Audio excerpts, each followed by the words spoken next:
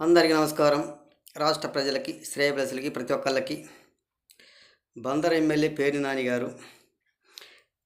గారు మరి విజయవాడలో వరద బాధితులకు చాలామంది కూడా చనిపోయారు.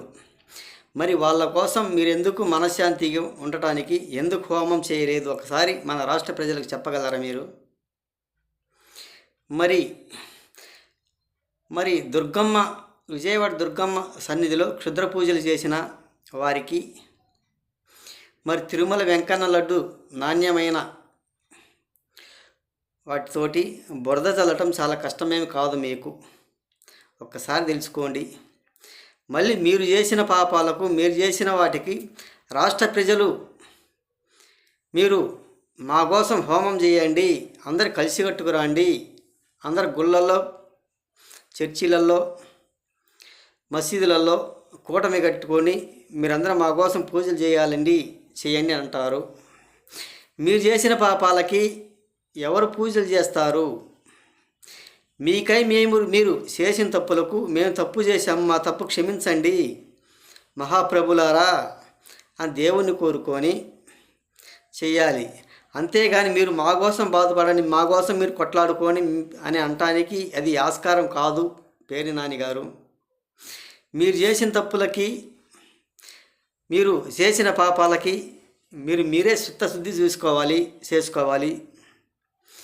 మరి తిరుమల వెంకన్న దగ్గరికి ఎవరైతే వెళ్ళారో వాళ్ళకే కానీ ప్రతి ఒక్కళ్ళు కూడా కాదు కదా. మా రాష్ట్రంలో ఆ లడ్లు ఎవరు తిన్నారో, ఎవరు వాళ్ళ పాపాలు పోయేటట్టుగా చేసుకోవచ్చు.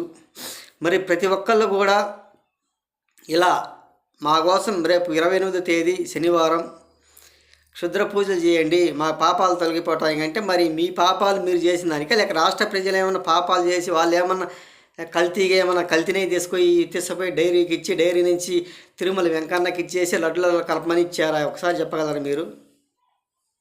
కానీ అది మీరు చేసిన తప్పులకు, మీరు చేసిన పాపాలకు మీరు క్షమాపణ కోరుకోండి. అంతేగాని లేనిపోని ఒక రాజకీయ విభేదాలు, ఒక ఓడిపోయినందువలన ప్రభుత్వం అధికారం లేదు కాబట్టి ఊరక లేనిపోని మాటలు మాట్లాడుకుంటూ ఉండటం అది మంచిది కూడా కాదు. నువ్వు సవాళ్ళ మీద సవాళ్ళు విసురుతున్నావు. మీరు చేసిన తప్పులు కూడా మీరు తప్పు కప్పిపుచ్చుకోవాలంటే మాత్రం సరైనది కూడా కాదు, అసాధ్యపడదు. ఎప్పటికైనా దేవుడు క్షమించడు, ఒకసారి తెలుసుకో. నువ్వు పుట్టినప్పుడు తీసుకొచ్చింది ఏం లేదు, నువ్వు పోయేటప్పుడు తీసుకుపోయేది ఏం లేదు. ఒకసారి ఆలోచించుకో. ఎంత సంపాదించుకున్నా, ఎంత చేసినా కానీ నువ్వు ఒంటి మీద నూలు పోగు కూడా లేకుండా పోయేవాడే. వచ్చేటప్పుడు ఏమన్నా తీసుకొచ్చావు? నువ్వు పుట్టుకతో వచ్చేటప్పుడు, మానవ జన్మ అనేవాళ్ళు వచ్చేటప్పుడు ఏ ఒక్కడు కూడా తీసుకురాలేదు.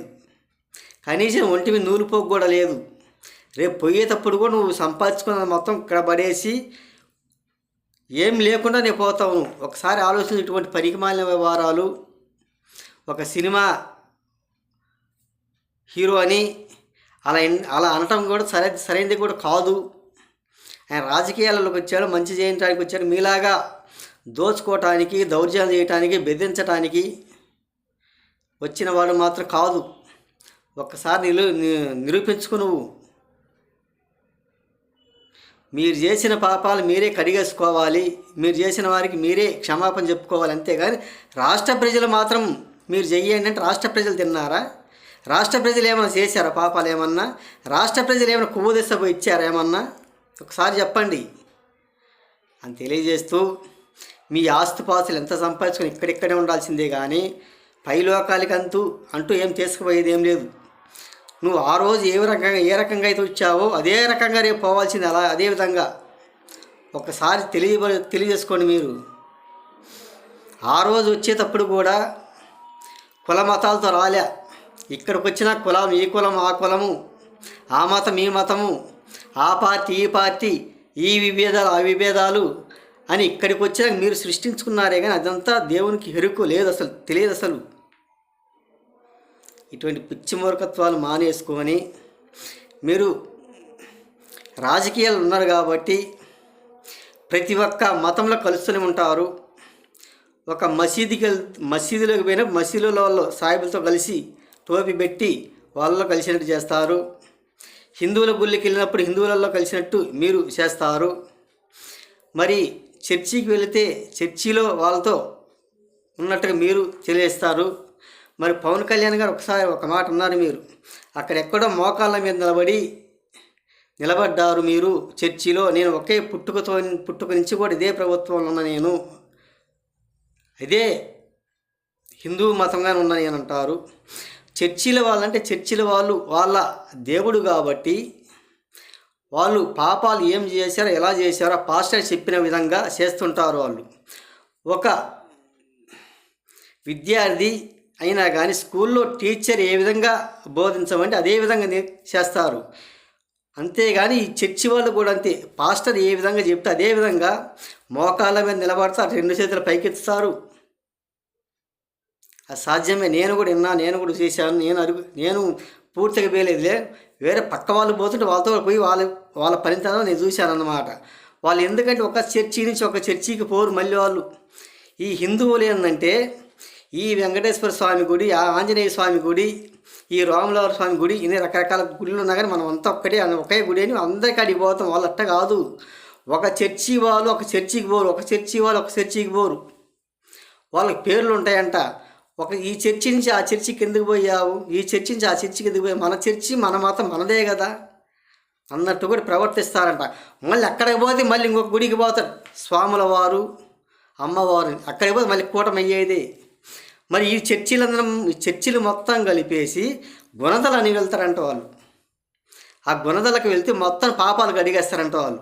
అక్కడ పోయి కమిటీ అయ్యేది. మళ్ళీ ఇక్కడ మాత్రం విభేదాలు కానుకల కోసం కక్కుర్తి పడుతుంటారు చర్చి పాస్టర్లు. ఈ విధంగా మీరు కూడా చేస్తుంటారు. ఒకసారి ఆలోచించండి. వాళ్ళు పాపాలు చేసిన, చేయకపోయిన, అబద్ధాలు ఆడిన, అడగపోయిన సాయంత్రం అయిపోయి చర్చికి పోయి మోకాళ్ళ మీద నిలబడాల్సింది. స్వామి నన్ను కాపాడు స్వామి, నీ పాపం చేసి వచ్చిన అంటారు. అదేవిధంగా మీరు చేసి ఉంటారేమో, మీకై మీరు చేసుకోవాలి, మీకై మీరు ఉండాలి. ఒక్కసారి తెలుసుకోండి. మన మసీదుల వాళ్ళ సంగతి మనకు తెలియదు. ప్రతి ఒక్కరు కూడా అన్ని కులాలు ఒకటే, అందరూ ఒక్కటే. మానవుడు అనేది పుట్టినప్పుడు నువ్వు మీ మదర్ కడుపును పుట్టేటప్పుడు కడుపులో ఉన్నప్పుడు దేవుడు ఏమన్నా నీది పలాని కులం అయ్యా, పలాని కులం ఆయన పుట్టు, పలాని కులానికి వేస్తున్నా నేను, పలాని మతం నీది, ఆ మతంలో ఉండు నువ్వు అని ఏమని చెప్పాడు భగవంతుడు? ఏమన్నా పైన లేదు. కాబట్టి నువ్వు ఒక్కసారి ఆలోచించుకో. నువ్వు చేసిన పాపాలు నువ్వే కడిగేసుకోవాలి. రాష్ట్ర ప్రజలు మొత్తం హోమం చేయండి మా కోసం అంటే వాళ్ళు చెయ్యరు కాక ఆ పాపాలు మీరే చేశారు, మీరే అనుభవించేటట్టుకు చేసుకొని ఈరోజు ప్రతి ఒక్కళ్ళు కూడా అదేవిధంగా చేయాలంటారు. ఆ పాపాలు మీరే బాధ్యులు, మీరే క్షమించాలి, మీరే దేవుని ఏడుకొని మా పాపాలు కడిగేయండి అనేటట్టుకు మీరు చూసుకోండి. మరి టీటీపీ వైవి సుబ్బారెడ్డి కూడా చేశారంట చింగరాయకొండలో, ప్రకాశం జిల్లా చింగరాయకొండ ఉండదంట ఏదో దేవాలయం, ప్రసన్న ఆంజనేయ స్వామి ఏదో గుడి. అలాగే మీరు కూడా హోమం చేసుకున్న మా పాపాలు, మేము పాపం చేసాం స్వామి, మా పాపాలు తప్పించండి అనేది. అంతేగాని రాష్ట్ర ప్రజలు మీరందరూ మా కోసం రాండి అంటే మీకోసం అందరూ ఎందుకు చేస్తారు? వాళ్ళు పాపాలు చేశారు, మీరు చేసి వాళ్ళ మీద వేశారు, వాళ్ళు ఏం చేయలేదుగా.